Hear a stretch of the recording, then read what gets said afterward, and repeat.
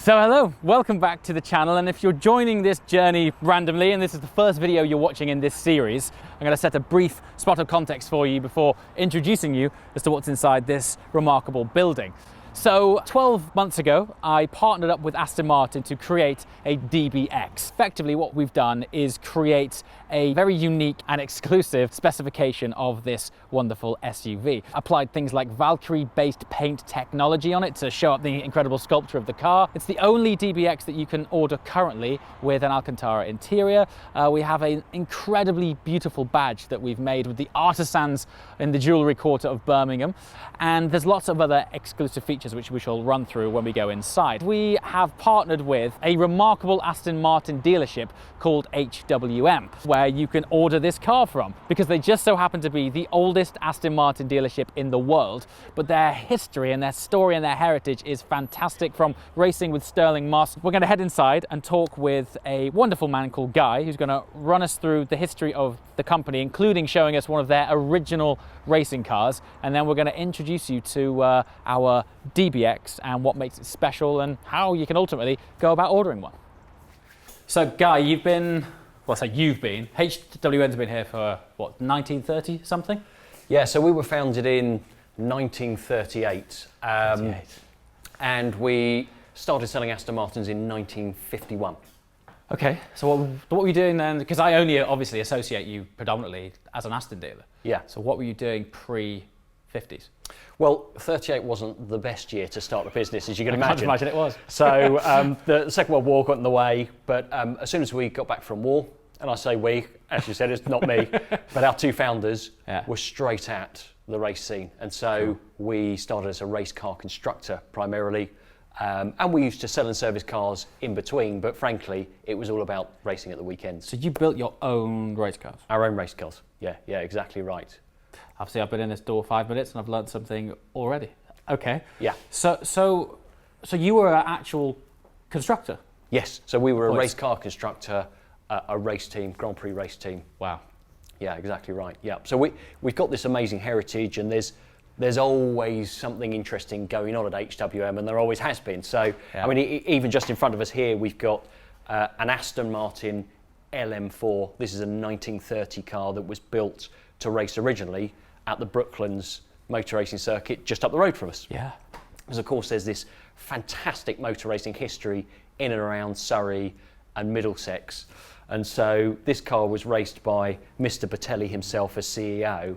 And funnily enough, it's also a car that's been raced by Ulrich Betz as CEO some 60 years later. Yeah. So it's one of the only cars that's been raced by two Aston Martin CEOs. So it's a really cool piece of kit to have around. The other reason why it's very cool is back in the day they used to build these race cars in this sort of trim and then rebody them as more practical road cars once they finished with them. But this is still in its original beautiful shape. Stunning, huh? Yeah. Wow. Yes, this thing. I can already tell this is going to be a very long edit because I'm 5 minutes in at the door and there's lots of history in the chat. V600, I think I've just spotted your original racing car. That's right, yeah. I mean, we're literally through the door and I don't know where to start. We're going to touch on this shortly after we've set context of your history with that car. Fantastic. But I'm right in saying HWM are ultimately responsible for creating the V600? That's right, so in conjunction with the owner of this car, so this is, in effect, this is the original V600, project code name Dreadnought. This is the car that started it all, and us with the owner, yeah. Let's speak about that shortly. Check out this thing. So this is one of your original, this is an actual HWM car, or say car. Yes. Racing car. Yeah, exactly right. So we built 19 cars officially as HWM, as a race car constructor. Right. And back in those days, we'd crash at the weekend and then we'd bring the cars back here and build other ones with bits that we've got. But this is one of our 1951 single-seaters. So there were cars before it, there were cars after it, but it's the only car that survives in this format for this particular shape and model.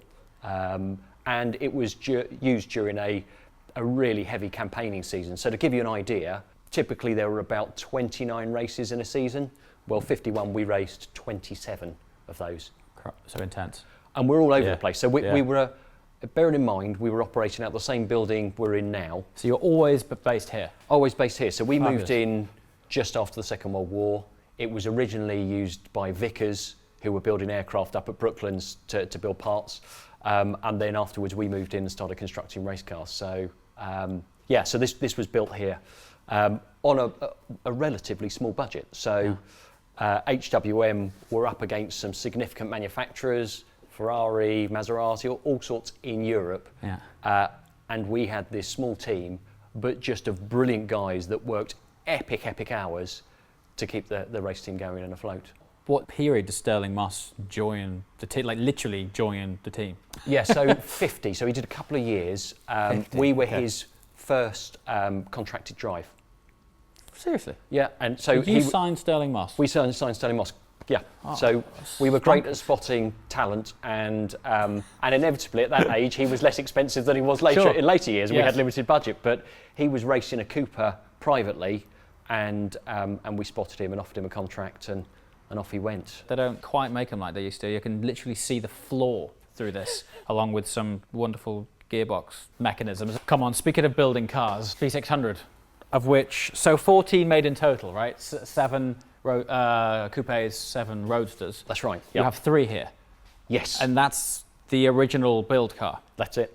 Yeah. Yeah. Exactly right. Yeah. So how did this project? It's actually quite apt that we're speaking about this, because the DBX, which we're creating, ultimately is an example of a stage that Q division can go to. Yes. This is the most extreme stage. Yes. Of I would like a car, sir, not Yeah. the completely ground up. Definitely. So how did this start?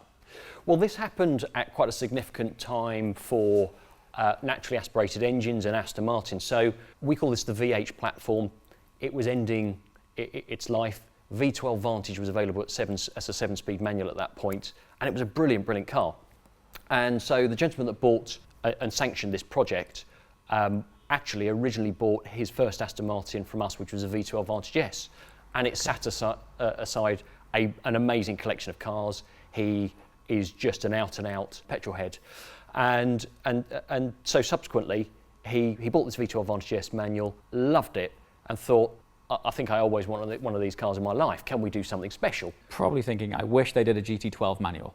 You're exactly like that, right. And yeah, that's okay. exactly where it started. Yeah. You're absolutely spot on. But something that was perhaps more respectful to the original shape of Vantage. So if you look down the side of the car, it doesn't have big side sills. It's got a really beautiful shape. And so we set about with the Aston Martin design team, penning a car, and this is a vehicle that is kind of all about driving. It's utterly analog, manual gearbox, big naturally aspirated V12, beautiful hydraulic driven power steering. It's just a lovely driver's car. Am I right in thinking, touching on our DBX, is this slipstream green? You're exactly right. So that was painted slipstream green as a one-off for this particular car, because of course slipstream green's a really special colour. But being a V600 Roadster, it was agreed that it was going to be okay on this particular car. So we didn't plan this. This just so happens to be here. So the paint on our DBX is based on a Valkyrie-based paint, which was originally called Slipstream Green. So this is the, and do you know what? Now we've got 3 examples here of the same car. It's hard to sort of get across on camera or explain to someone why we chose this. It's not this green, it's the technology of the paint, which highlights the contours and curvature of it. The difference is amazing. When you see this, it just, low spots are so deep and the high spots are so high, it really shows off so much shape. And that's the reason we sort of begged and pleaded Aston, really, can we please use a Valkyrie paint on this car? Because I think one thing that sets DBX aside from other SUVs is its sculpture. Yes. It's got so many beautiful curves and shapes that it's a shame to lose that. Having seen this now next to a similar shaped car, it just, really pops off it. It's cool. So up here is where we keep our history wall, but we also have our parts department up here. So we supply more parts than any other dealer in the world. Seriously? Yeah, both new parts and heritage new parts as well. Wow. So we're really well known for that. Fabulous. So if someone's looking for a part for their DB6, HWM can get it for you. Funny, yeah, the last DB6 we sold, Yeah. it had an electric window problem just before delivery, as is the way. They thought, we're going to need an electric window motor. Yeah. Where are we going to get one of those? Oh, we have one in stock straight away, just like On the that. shelf. So, yeah, brilliant. So Wow. yeah, we carry a lot of parts. Fabulous. So this corner, we keep a few of our photos. There's so much history to HWM, so much so that a 2-volume book has been written about the history of the business. There's just so much. But here we've got, first of all, our 2 founders, John Heath and George Abacassis. So John was very much the engineer and George was an out-and-out racing driver. They used to call him Gorgeous George. George looks awesome. Yeah, that's just what you were thinking. I want to be like George. Yep. Look at this guy, flat cap. Debonair. Yeah, good lad. And a very talented race driver. So he was an Aston Martin works race driver. Wow. In addition to the racing he did for HWM. This is a great one of us racing at Goodwood. So Stirling Moss got first place, Lance second, and then George Abacassis third. So the full HWM lineup. How amazing to have just, I know it's such a small detail, but seeing HWM next to Stirling Moss must be, I mean, that's pride, isn't it? That's it makes cool. you so That's proud. so cool. We've always had a few other franchises next to us. So, for example, we were awarded the Jaguar franchise because actually we helped them win Le Mans with our engine performance enhancements, because later in the HWM race team's life we were running Jaguar engines instead of Alta engines. So before we leave, you've got to see this. So this is back in the days of DB7.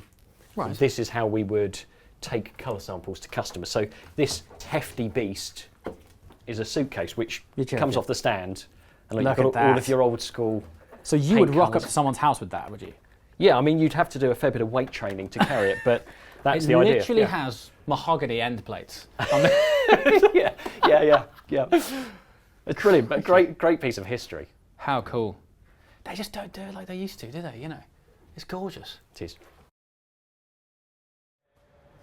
All right, so I'm assuming this is your main Aston Martin showroom. It is, as yeah, were. exactly right. And funnily enough, we're here to talk about special greens today.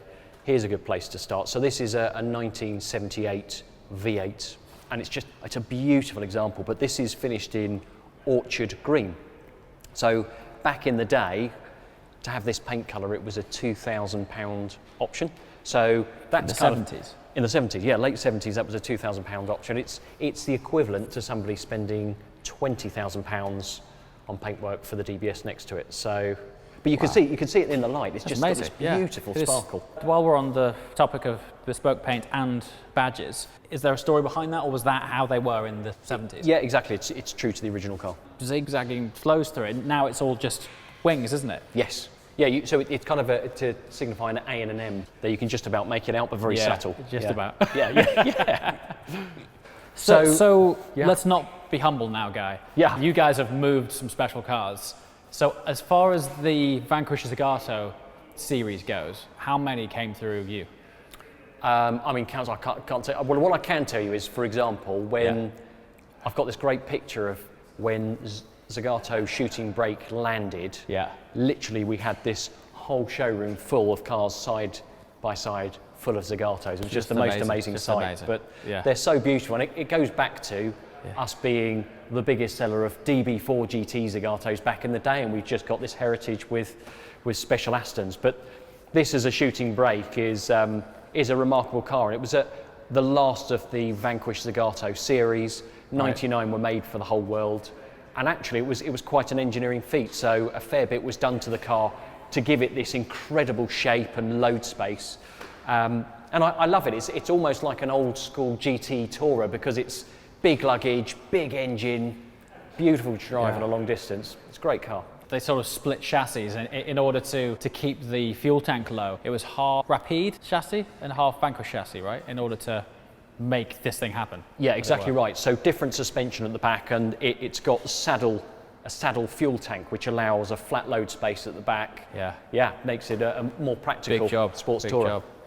So in terms of the way we've spec'd the DBX, we've got some really cool bits, particularly at the back end. So it will have privacy glass, these smoke rear lights. Then we'll have our special badge, which look amazing. And actually, we are debadging this bit. Yeah. Power to weight ratio. That's what it's all about, man.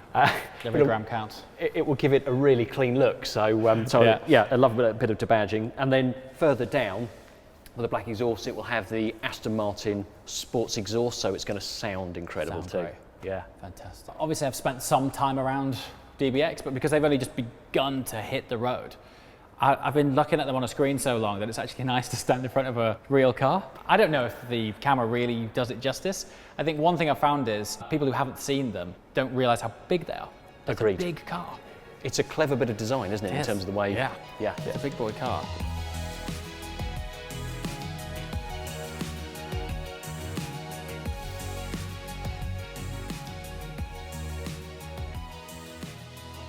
Rather than me dreaming up questions that we might want to share with people, we've collated feedback, emails, DMs, etc. Yeah.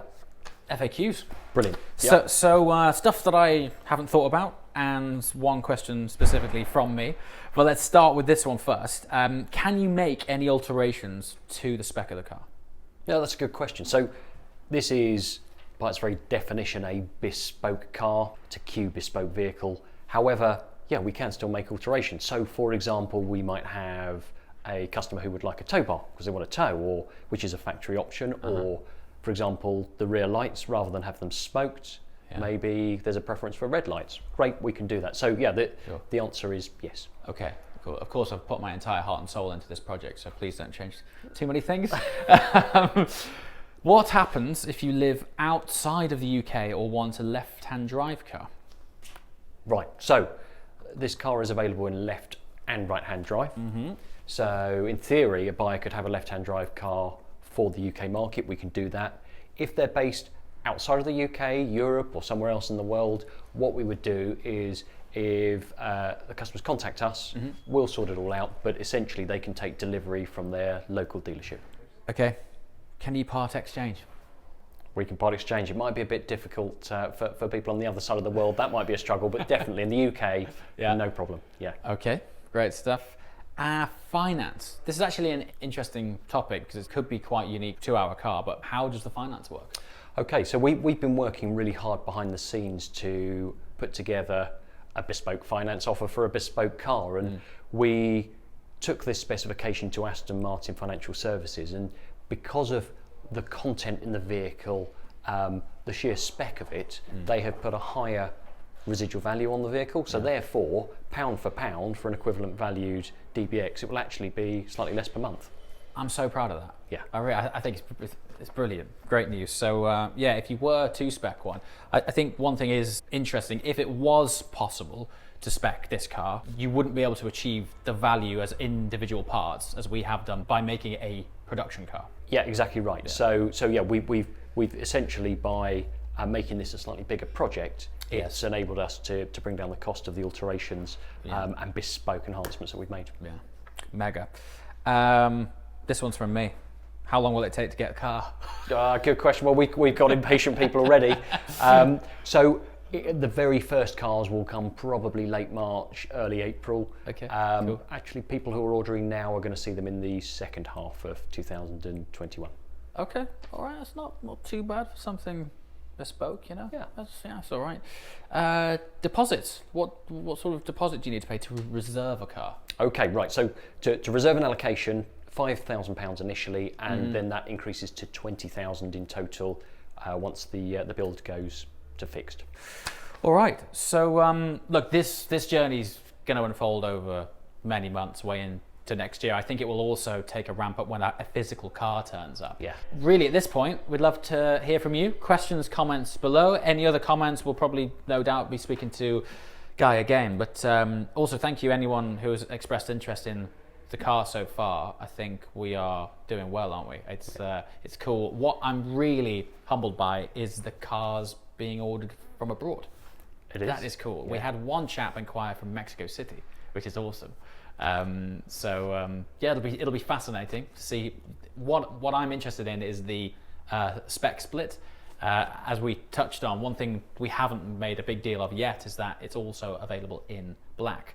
So I'll be interested to see who goes for black, who goes for green, and then in what split. But early days, already planning on shipping cars around the world. So thank you very much. Okay, so that's it. Massive amounts of history here at HWM. I was familiar with some of it, but walking around with Guy has been fantastic. And I love that we're able to supply DBX from the oldest and certainly one of the most prestigious Aston Martin dealerships in the world. So massive thank you to Guy. We're going to sign off now. Any questions or comments below, and look forward to sharing the next installation of the DBX with you soon. Ciao!